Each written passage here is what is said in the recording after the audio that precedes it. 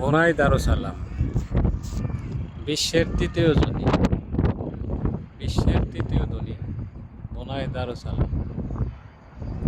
এখানে $6। Singapore, Brunei same এটার ডলারের মান। এই যে বিমান যাচ্ছে,